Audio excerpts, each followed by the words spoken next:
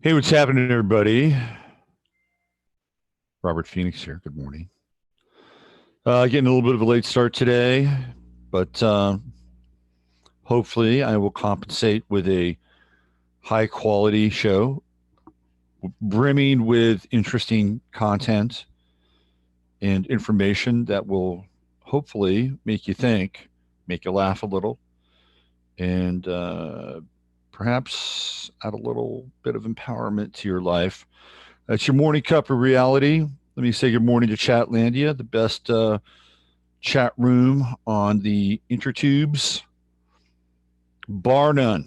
The absolute best. I keep getting raves in the chat room. At some point, the chat room will outstrip me and supersede me, and people will just come for the chat. I think some of them already do anyway. But anyway, hi Chatlandia, welcome everybody. Let me do a little name call here. There's Jennifer. Hi Jennifer, good to see you. There's my man Steve, and there's Christy. Ian, hey, what's going on, Ian? Natasha, crazy video you posted, Natasha, on Facebook with that Jeep climbing the side of that cliff face like a spider. I'd be just a little bit squeamish with that reality. There's Diana, hey, Diana, and Colleen. There's my man Uncle Glenn, and then let's see who else. Oh, there's Justice. Hey, Justice. Mr. Paul, what's happening, Paul? And there's Judy. Judy. All right. The people are assembling. Let's see. Wow. Okay. There's a lot going on out there, isn't there? Where do we start? First off, if you haven't seen Sunday Night Show, you may want to check it out. Some interesting material in regards to Bernie Sanders and Trump and the astrological week ahead, where there's no air in the sky. We're being asphyxiated. Not really, but it kind of feels that way. So I was thinking about this whole idea of no air because if you followed Sunday Night Show, um, you'll kind of understand where I was coming from. But just if you haven't, astrologically, we have no planets in any air signs right now. So the ability to kind of step back and breathe and see the big picture is not that easy, and we're not going to get any so-called air in the chart until this weekend when the moon moves into always interesting Gemini and will provide us with some dual perspectives. So I think that the idea here is to not feel like you're drowning or to not feel like you're suffocating, right? Because there's always remedies for these things. So one of the things that you can do is you can go out for a brisk walk or do some pranayamic breathing to bring more air into your body to actually observe, how you're breathing, right? And that way you can become conscious of air in your life, lack of air, et cetera, et cetera, et cetera. Air is a good thing. Trust me. I've learned this.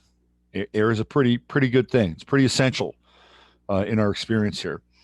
So, and what's happening now is we're kind of being inundated, right? We're on. It feels like we're on the precipice of some kind of inundation, and the inundation being this information immersion with coronavirus, which is still coming in. Excuse me. It's the phlegm from the corona. It's coming up. Um, so we're still being inundated with that. Of course, the latest is what's happening in Italy, in a major outbreak and theoretical quarantine zone. Apparently, Iran is starting to have problems, and they had Iran's minister of health. He was up there talking with somebody else about the outbreaks in Iran, and this guy was not looking good. Now he's tested positive for corona, and he's standing right next to this other guy. So we're starting to see this now at a high level, and something really disturbing crossed my path. And I'm gonna link to this for you guys to check out. Uh, And this I'm sharing this with you not because I'm trying to incite panic, but this is from Zero Hedge. So the original story is here, and it's buried in here. This is Italy admits hospital accidentally spread coronavirus. How about that? This thing is starting to look like a Keystone Cops movie. Let's see what it was. So this is Iran. Here, let me start here, and then I'll go back to that other story because this has it all. This one piece here, and I don't want to read the whole thing, but I'm going to try to cherry pick a little bit here. So this is the guy that I was talking about. Mahmoud Sadeghi said he tested positive for the coronavirus. I don't have a lot of hope of continuing life in this world. It's a heavy statement. Breathe. CBS has confirmed that it was an Italian doctor visiting the Spanish Isle of Tenerife who prompted all guests at his hotel to be confined to their rooms on Tuesday. The country has now confirmed nearly 60 cases on Tuesday. So Spain and the Isle of Tenerife now has about 60 cases of corona. In the UAE, home to long-haul carriers Emirates and Etihad, airlines have suspended flights to and from Iran for at least a week, cutting the country's 80 million people off from thousands of flights. So they're starting to look at Iran as a lockdown zone.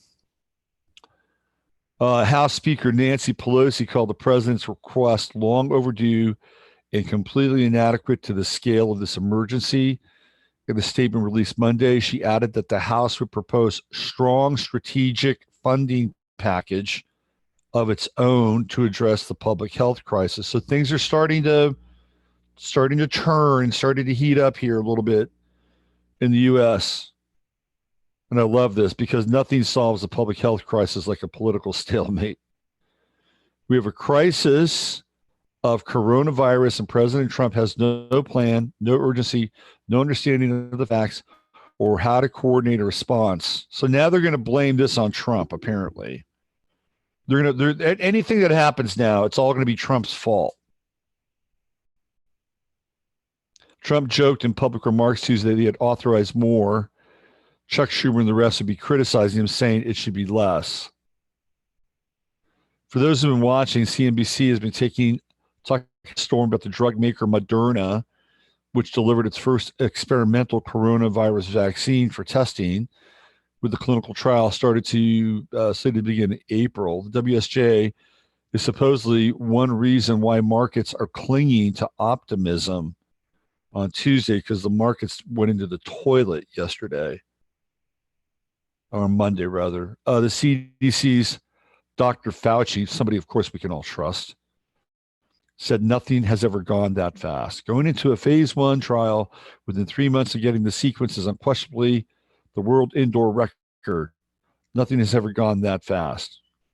Well, nothing's ever gone that fast, but I can tell you when they actually create vaccines, the trials are incredibly short, meaning that the trials last about 1 to 2 days, maybe a week at the max, and they are usually done with newborn babies.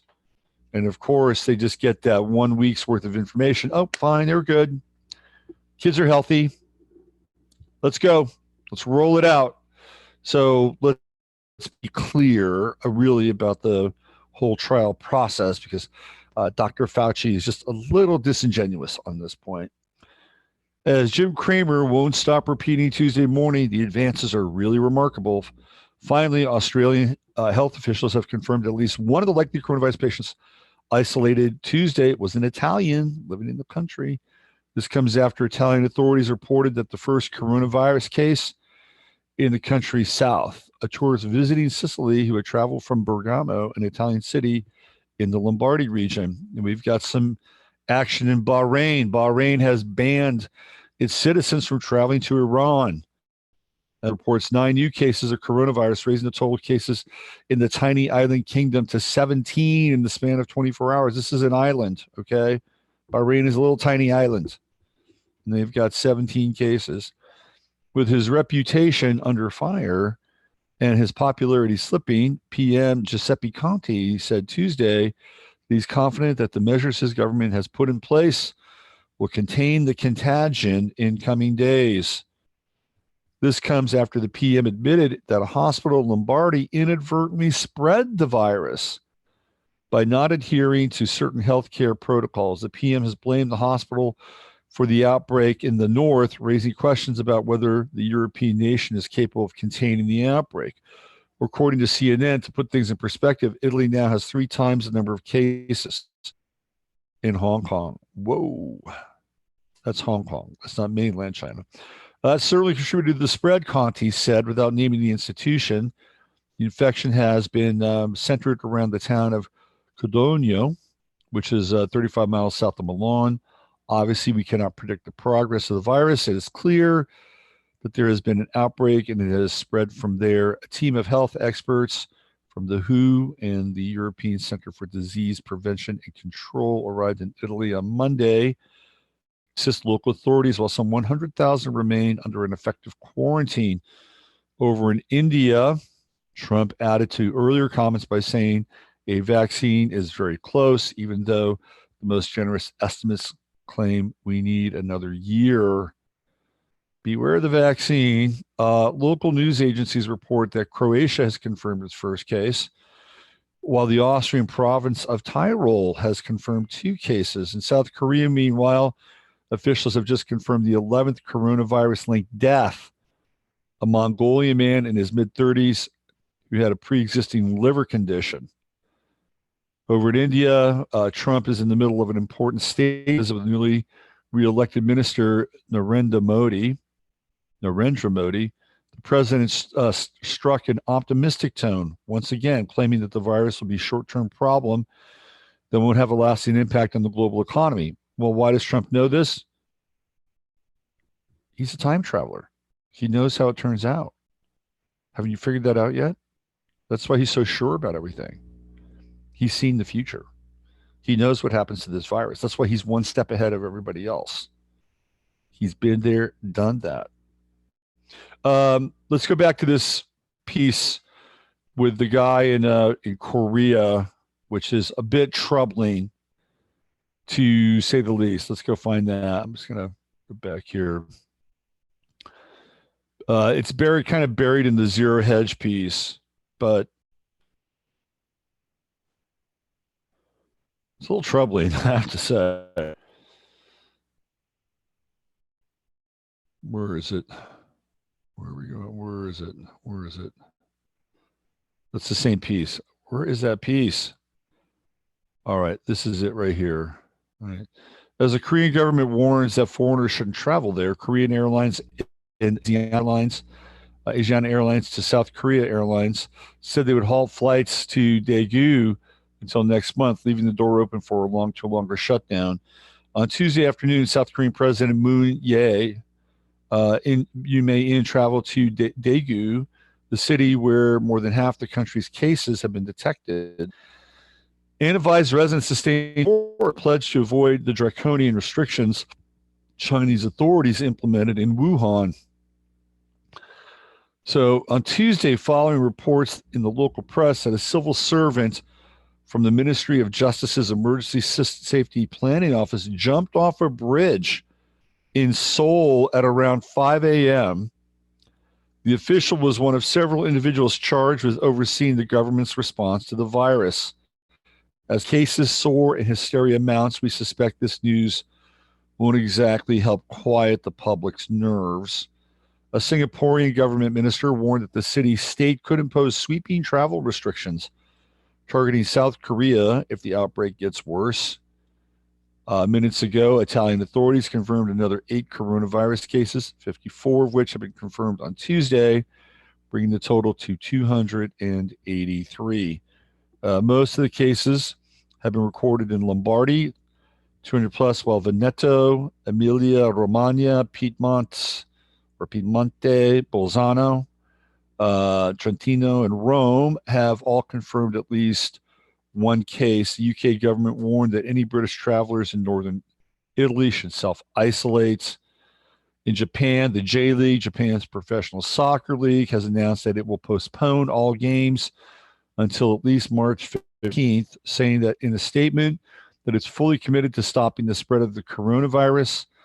The decision followed a government recommendation to cancel all public events and gatherings. Well, Japan is going to be host to the 2020 Summer Olympics in Tokyo, also dubbed the Fukushima Olympics. I'm not really all that concerned about Fukushima. I was in the beginning, and I think something really significant did happen with Fukushima, but I think the long-term effects or the half-life of Fukushima are probably beginning to or have abated significantly. I think the most critical part of Fukushima really was in the first 30 days of what happened after that. I mean, if you look at the Japanese population, I don't think it's like really fallen off the map due to Fukushima. Now there may be incidents of people deciding that they want to have lifelong commitments with robot sex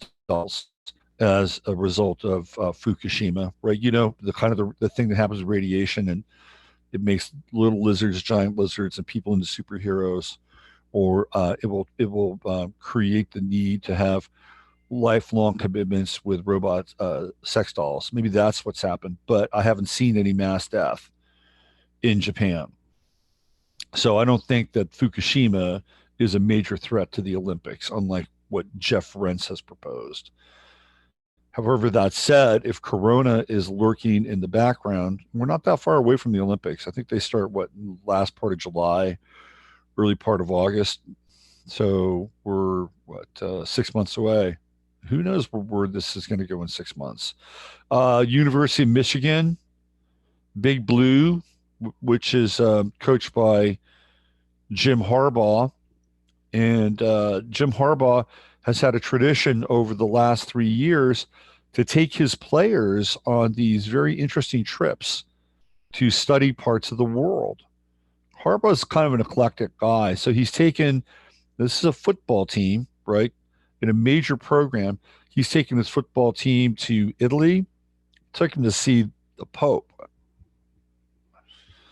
France, I don't know where they went in France, and South Africa. This year, University of Michigan and Jim Harbaugh have canceled any travel plans to be abroad. And instead, they're going to look what they can do around the Ann Arbor area and be involved in community service. If I'm like part of the recruiting class of Michigan, I'm thinking, oh man, these other guys went to France, and I get to pick up litter in Ann Arbor. There's something wrong. There's something wrong with this deal. I'm definitely getting screwed by the coronavirus. Uh-oh. Speaking of disturbing, sorry about that. Jasper has entered the scene here. So I guess it comes down to now, again, with the kind of the latest coronavirus updates, now that you've been apprised of what's happening and where some of these things are taking place. Of course, it always comes down to what to do. What are you going to do? How are you going to respond? Fear is not the adequate response. You don't want to go jumping off of a bridge like the guy in South Korea. I certainly don't advise that. There are a lot of really good people, really smart people in the chat room who probably have thrown out some things that you can use. Apparently, massive amounts of vitamin C, which is really ironic, right? Because the Chinese make most of the vitamin C, but apparently they don't even have any, because a massive amount of vitamin C was airlifted to Wuhan because people can do, apparently the vitamin C drips are incredibly successful in terms of dealing with this stuff. Right. So if that's what's happening, if that's what's taking place, and the Chinese now are starting to finally get it, you may want to get it as well, which means start up your intake of vitamin C. Also, baking soda is another really important thing to have around. So you should probably have some baking soda. There's all kinds of interesting stuff. Colloidal silver. I mean, we have things at our disposal. That part doesn't, and we're generally pretty healthy here. And even though the major networks are touting 5G, 5G is not everywhere, and 5G does seem to be a component. This malady, right? It does seem to be a component in some ways. Um, there are cities that are wired up for 5G. Austin is getting very, very close to being totally wired. Houston is a major 5G city. Atlanta is a 5G city. Seattle's a 5G city. So you may want to just kind of look at that and figure out how you can, kind of shield some of the 5G impact. You may want to hook up with Masaki with that. He's got some interesting technologies and be very helpful as well. So prevention, I don't think, I think I think we'll be okay here. That's my sense. Because we're generally healthy, and there are a lot of people who are really kind of switched on and are taking preventative measures and keeping their immune system up. What I am concerned about is I'm concerned about the supply chain because the Chinese are forcing people to go back to work. They're forcing them. They're saying you're going to get back to work and you're getting that fucking supply chain. You're going to get in that assembly line and you're going to start pumping out these Samsung phones, these Android phones. You're going to start pumping out these sneakers because we need them. They need them. But it's only 30%. Only 30% of the workforce is coming back. And who else is kind of a major manufacturing and production power in that part of the world? South Korea. And they're having their own issues. So the supply chain, I think, is probably going to be the biggest thing that we're going to have to deal with. That's my takeaway. It's been my takeaway for a while. And if that's the case, then it will have an impact on the economy. If it has an impact on the economy, then the natives will get very, very restless, extremely restless. Now, Tucker Carlson, who is one of the few people worth watching on TV, actually had a very interesting point yesterday on his show, even though I've not watched it. I heard it and it actually made some sense to me, is that how the coronavirus could actually favor somebody like Bernie Sanders during an election. Well, why is that? Because Bernie Sanders, number one, if this is a public health care scare, then what would be the best remedy? The best remedy would be to have more public health. How about that? So the coronavirus theoretically could be a backdoor push, an absolute backdoor push to institute a large scale program of ultimately state sponsored healthcare, right? So that was one thing that Tucker brought up. This would be the solution to the problem reaction solution, or the Hegelian dialectic. The second thing that Tucker brought up is that this could also be a real torpedo to the economy. And if that's the case, then that's another issue or topic that the Sanders campaign could really capitalize on. Well, capital in terms of, advantage, not money, but they could rework the entire financial system if the financial system goes into the tank. So these are two really interesting factors that we have to take into account. And again, I've had my doubts for a long time about an election for the coming year.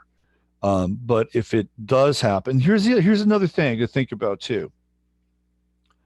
What if they instituted being able to vote from home?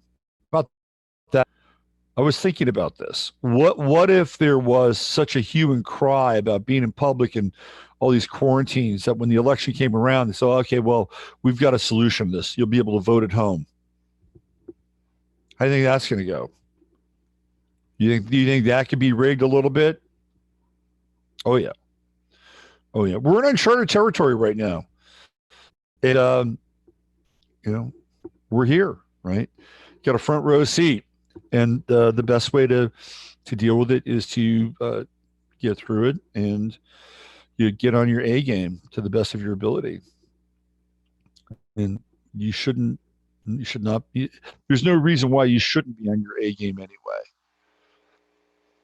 regardless of what's going on out there. Whatever that is for you, by the way, whatever that is for you. Let's see. What else did I want to bring up? Okay, let me check in with you guys in chat. Let's see what's going on in chat. Chatlandia. Did you choose liposomal C? Liposomal C is good stuff. Let's see. Quite sure we'll be locking ourselves in our homes willingly. Well, that's going to be interesting. The whole thing with being in a home quarantine, if that's what you want to do.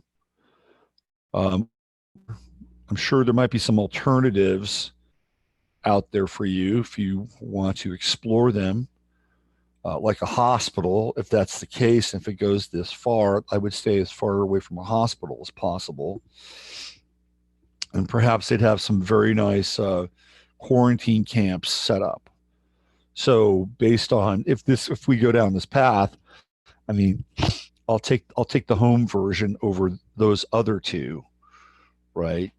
But I go out, I go out, I go to the gym, and But I'll tell you what I do at the gym is now I've become Howard Hughes at the gym, and I wipe everything down after, before and after when I hit that gym. So it's a good practice anyway, by the way. I probably should have been doing this a long time ago. All right, let's see what else we have in chat. Let's see. We're in uncharted territory. Hospitals are just like ugh. Ugh. I remember one time my grandfather was in the hospital. I think it was around 22, maybe. So I went to go visit him, and so I was trying to find his room. I crossed this room, and I said, I hear this, hey kid, come here, come here. So what's going on here? So I go into this room, and there's this guy. I don't know who this guy is. And he's like, hey, kid, I really need you to do me a favor. I'm like, what do you need? He said, I've got cancer, and I really need to smoke. I'm like, okay, you're in a hospital, and you really need to smoke. Okay, well, first of all, I don't think they're going to let you smoke, but I'll go with this anyway. So then he had a list. He said, I need you to go to the store and get this for me. He had a list of all these tobacco products, right? Cigarettes, papers, roll-ums, you name it. It was all on this list. So I'm like, okay, I'll buy it. I'll go get this shit for you. So I went to Long's Drugs, and I went to their tobacco section. I got the list down. I got everything the guy needed. I went back. It wasn't that far away from the hospital. It was a couple blocks. But I said, okay, here you go, man. Here's your smokes.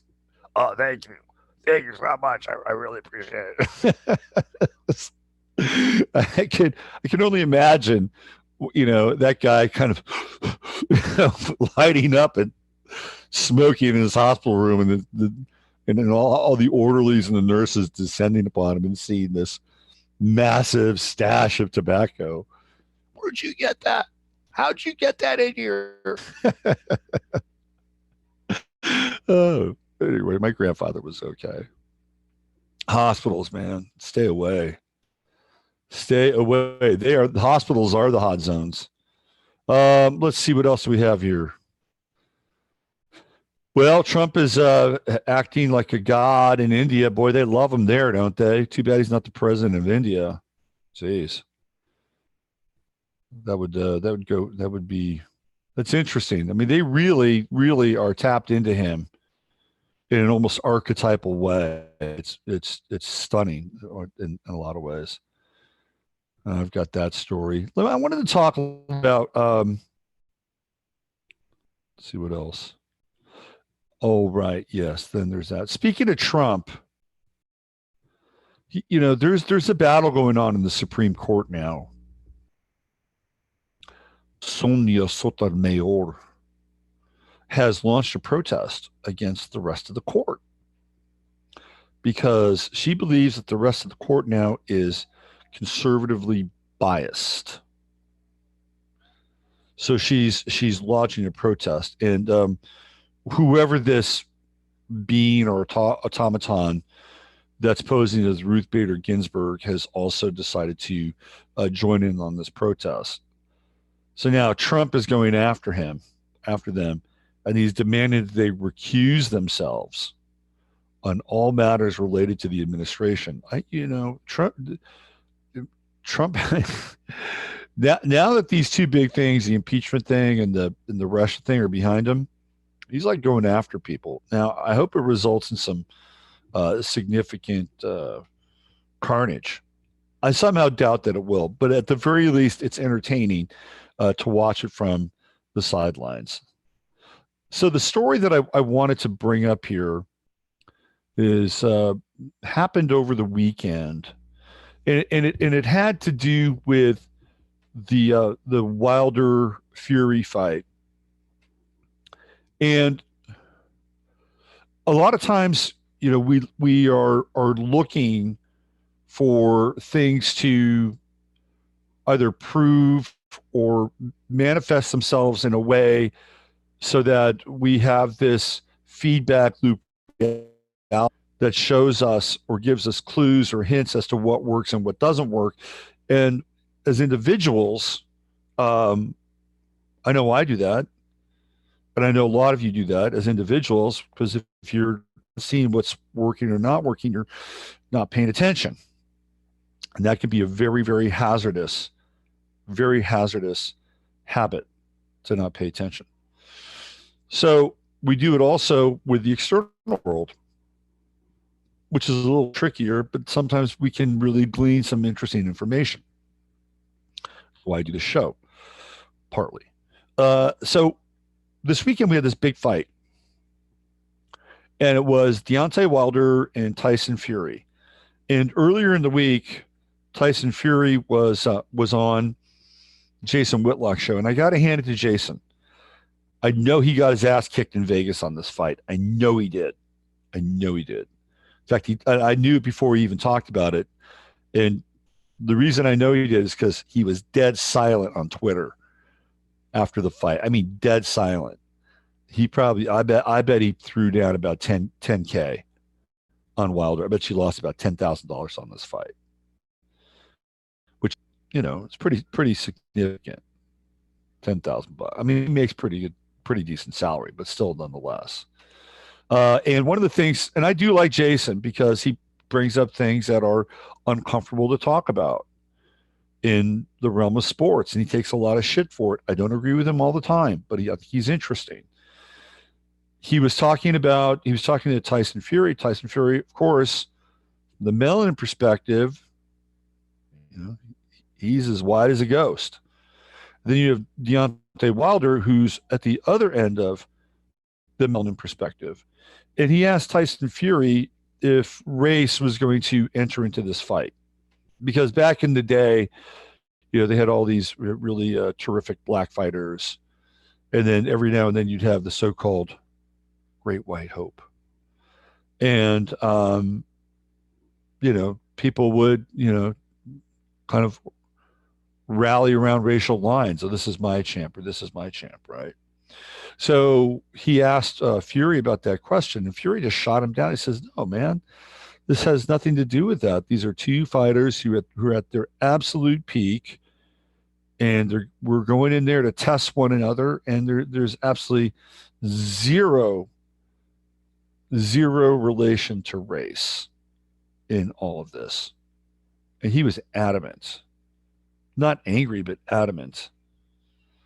A lot of times people, a lot of times confuse anger with adamancy. They should not be misconstrued. So he shot him down.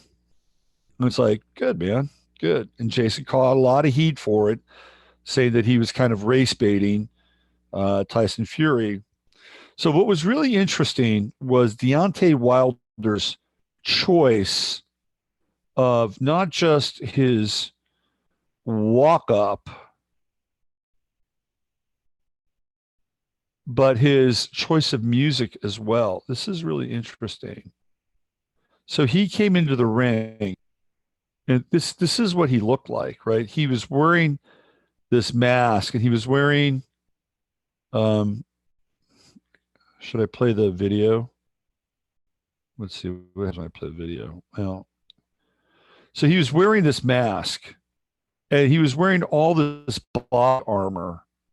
It was crazy, right? This is what he walked in. And by the way, Tyson Fury put $40,000 on the fact that Deontay Wilder would be wearing a mask. And he wore this mask and this kind of body armor for Black History Month. And he walked out to this song by this guy. I think his name is D Smoke. And it was a song about, kind of everything being black, black this, black that, black. So Wilder decides that he's going to go all in on the blackness piece, which I thought was interesting. And then Fury's like, man, I'm not going anywhere. I'm not even getting close to that. I'm just here to fight. And so in a lot of ways, Deontay Wilder made an he made a fatal political decision here. And the reason why it was a fatal political decision was because this thing weighed 40 pounds and he got into the ring and his legs were gone. By the time he got to the ring, his legs were gone. I'll read this. I was only able to put it on for the first time the night before, but I didn't think it was going to be that heavy. It weighed 40 some pounds with the helmet and all the batteries, because he had to light up his eyes and all kinds of shit, right?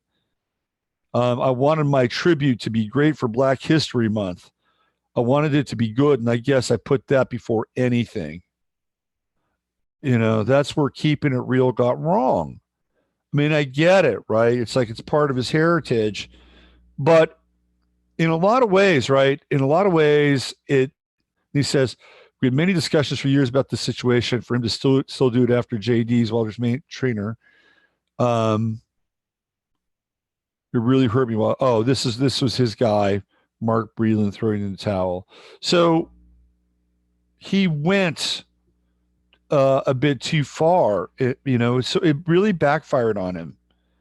And again, to me, that's kind of like this kind of this physical feedback loop with so-called reality. So one guy goes in, he's unfettered, right? He has no ideology. He's not sticking anything to the fight or his body, with the exception that he's the best. And that's it. Free, uncluttered. And Deontay came in with a lot of baggage. I mean, he wore the baggage. And it was the baggage ultimately that wound up bringing him down. So to me, the meta thing here is drop the baggage. Just drop the baggage. And people say, oh, it's easy for you to say that. But it's true. I mean, if we really, really want to be light on our feet and really figure out what's the most important thing, like drop the baggage, drop the heavy stuff. He was too heavy. The message was too heavy. The costume was too heavy.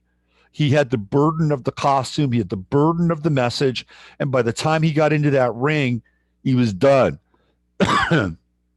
He was done. So to me, that's a meta event in the overall feedback loop of the so-called reality. Drop the baggage. It's a lot. It's a lot. It's heavy. It's a burden, and even the political, the politically correct addendum to our society is a lot of baggage. It's heavy. It's really, really heavy. And I'm not going to go out and be a complete fill in the blank ist, right? I'm not saying that, but there's such a heavy toll and price to pay with the ideological trappings and the baggage that goes along with it.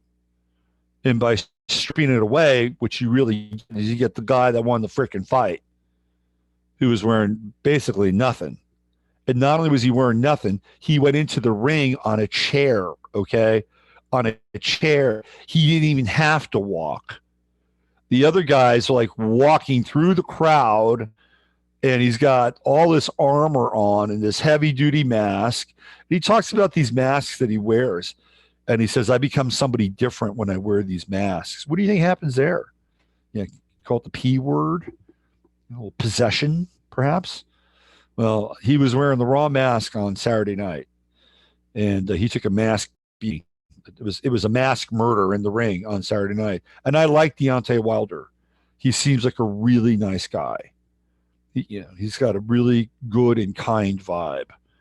But Deontay, drop the mask, drop the baggage, get back to basics.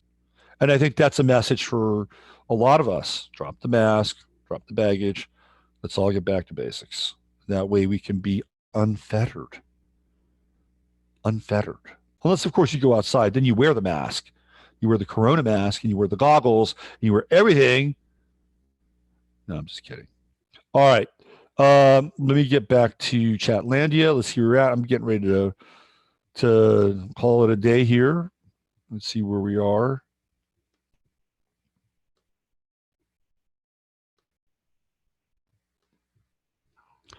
Nobody dropped the baggage better than De Niro in The Mission. Oh, I remember that movie. I remember the high metal. What do we have here? I don't know what was fantastic review. Him seems pretty switched on. Da da da. Who else do we have here? I gotta go back in time a little bit. Wilder doesn't really train too hard. Won't do the running. Says it all. He's a Libra. Deontay Wilder's a Libra. Says it all, right? I mean, he's a Libra. He's a Libra in the Aquarian moon. Hey, there's Sticky. What's going on, Sticky? You mean the drug addict and mental health sympathy seeker? We're talking about the safe Fury. Yeah, that's right, man. So what? Tyson Fury. I don't care. Tyson Fury. He overcame his mental health issues. I don't give a shit. He overcame his mental health issues. He trained like an animal.